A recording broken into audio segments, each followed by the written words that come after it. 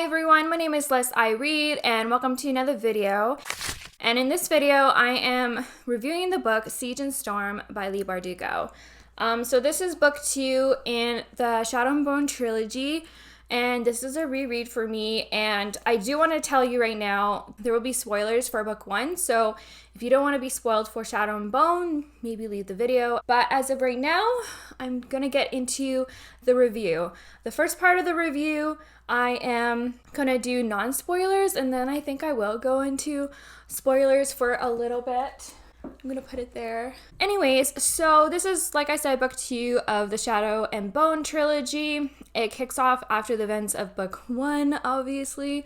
And so Alina and Mel are on the run from the Darkling. They made an escape from the Fold. They ran away and they were able to get away, and they weren't sure if the Darkling survived, but while they were on the run, they find out that he has.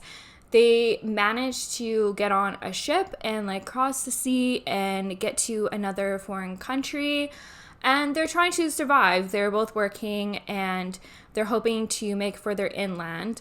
Unfortunately, the Darkling catches up and the story progresses from there. The series has been so interesting rereading. I really enjoyed the first part.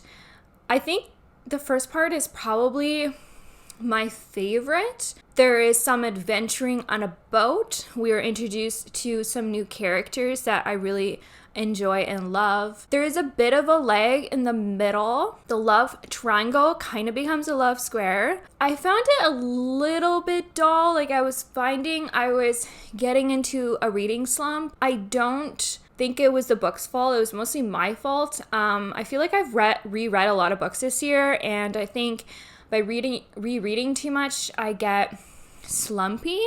And so every once in a while, I need something new and fresh.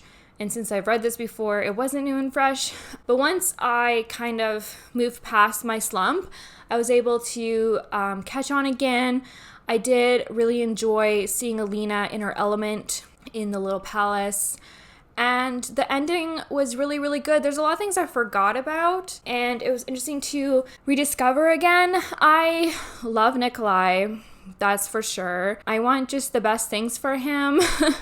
And I want a certain narrative for him that he hasn't really gotten in any of the books yet. Unfortunately, I was kind of shipping Alina with Nikolai. I think that's all I can really say without spoiling anything. It's such a good installment. I don't even know how I feel ranking the books at rereading. I feel like rereading doesn't work for me. I feel like initial feelings is the best indicator of how much you love a book, because since it's not new and fresh anymore, the magic of it the first time around is almost lost. And so I think I'm gonna enjoy rewatching this story instead of rereading. I don't know about you, but I feel like I could rewatch movies over and over again, but with books it's not as enjoyable. I don't know, it's kind of odd. I'm not regretting rereading this because there's things I didn't remember after so many years. I still recommend it. I'm not re-rating these. I think I gave this a 5-star when I first read it, and I think I would still agree with that rating because the spark of the enjoyment of reading a book for the first time is important, I think, when it comes to reading. And since that spark is lost, I don't know, it's kind of weird. But anyways, I wish there was more Darkling. I thought there was a lot of Darkling in here, and there wasn't as much as I thought. Anyways, I'm gonna move on to spoiler section. I'm sorry that the non-spoilers wasn't as interesting. But there's things I really want to talk about, and I feel like I can't get into it without spoiling. So I'm just gonna move on to the spoiler section. So you're warned now, if you do not want to be spoiled for this book, I suggest you leave, and let's get on with it. The thing I really, really wanted to talk about is Mel's character. I remember the first time reading this, I did not enjoy him at all. He's a bit of a whiner in this one, and kind of holds Alina back. And I know a lot of people dislike him in this one and possibly enjoy the Darkling more. People have their ships and they defend them no matter what the reasons are. But I kind of wanted to address Mel's character because I was kind of realizing now that I'm older, maybe a little bit wiser, his actions make so much sense. Just based on his life and Alina's life, they grew up together. They're each other's family. Mal has no one else. He doesn't. I know it seemed like he was the life of the party. His mates died. And so that's why he, I think, mostly left, is because Alina was gone. I'm referring to book 1. And so he sought Alina out because he has no one else in his life. And she is his family. And it's almost sad and devastating for them as a couple. Not devastating, but he's really struggling with coming to terms with how different Alina is than what he remembers. Alina's changing. She's not who she used to be. And he's trying really, really hard to be there for her, but he doesn't know how. And she's becoming a totally different person. She has social standing, unlike before. She was a nobody, just like him, and now she is a somebody, and not just a somebody, but possibly could be queen one day, has crazy powers that can hurt people, and she's not the same person.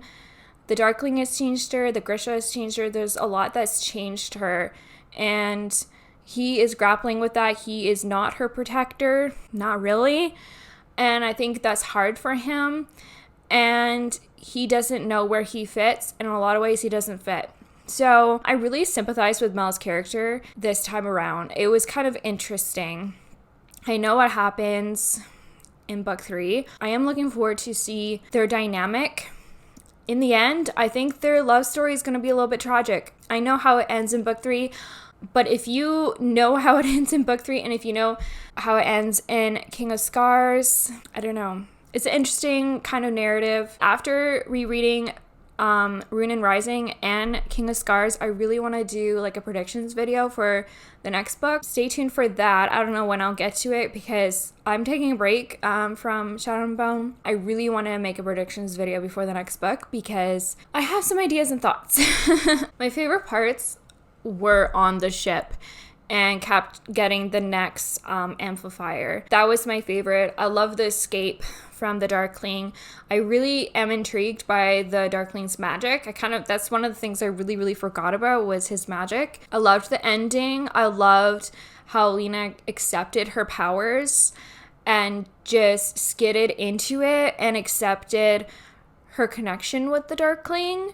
And like, ultimately, that's what I really, really want for her and the Darkling's story is I want them to be all-powerful beings together. So I loved seeing that. I really enjoyed this reread. I would love to know your thoughts and opinions about this book. If you've read it before, please comment down below. I would love to have a conversation with you. If you are excited for the new book, if you're excited for the new TV show, please comment down below. I'm super excited. I can't wait for both of them. If you like this video, please give it a thumbs up. Please subscribe. If you have not done so, you can follow me on Instagram and Goodreads. And you know what? I want to keep reading. Bye.